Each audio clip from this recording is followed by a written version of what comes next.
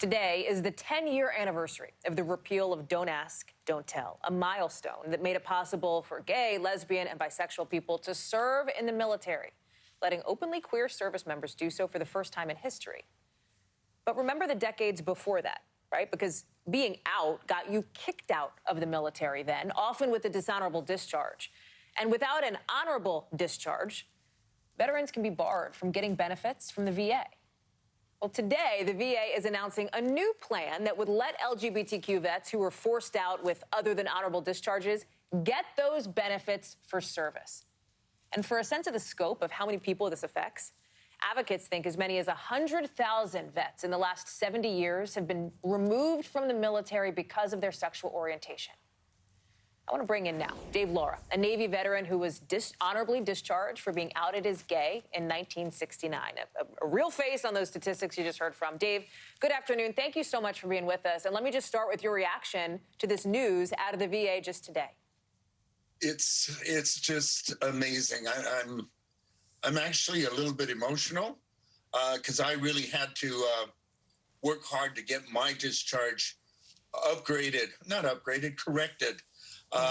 The old way.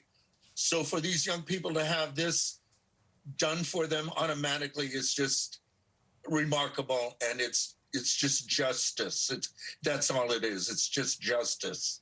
Can you talk about why it is so remarkable, using your own personal story? In other words, what effect did that dishonorable discharge that you initially got have on your ability to get benefits for you serving the country? Yeah, I was discharged in 1970. I was kicked out. The first thing was that I couldn't get a job because in those days, employers would check the discharge status.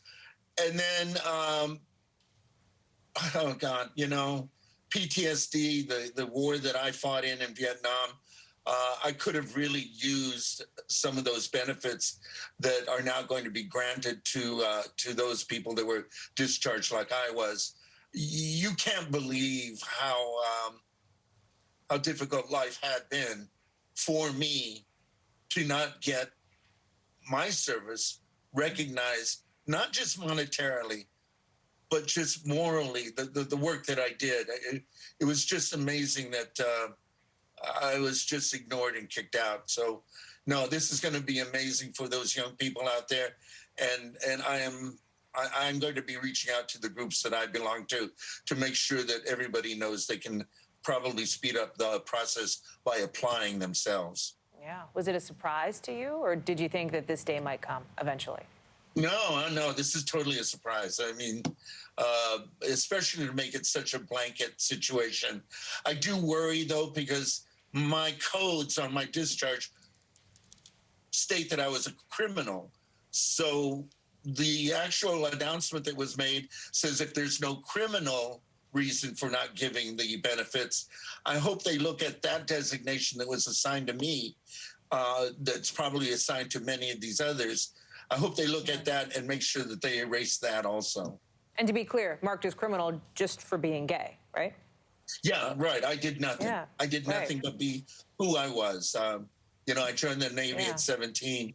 I was just being me. I wonder if you can take a minute here, Dave, and just reflect on today, right, which marks 10 years since Don't Ask, Don't Tell was repealed, and that went into effect a decade ago today. Give me your personal sort of reflections on this moment. I was in West Hollywood when they did it because there was a big gathering. It was at that point that I realized that maybe I could get my discharge corrected.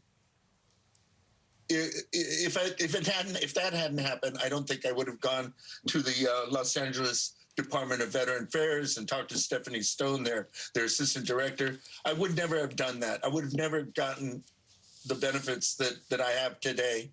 As an old 74-year-old man, I really could use them. I just know that it's not an upgrade. It's a correction for my life. And it's just amazing that this is happening just automatically. And I really am happy for today's veterans. You cannot believe.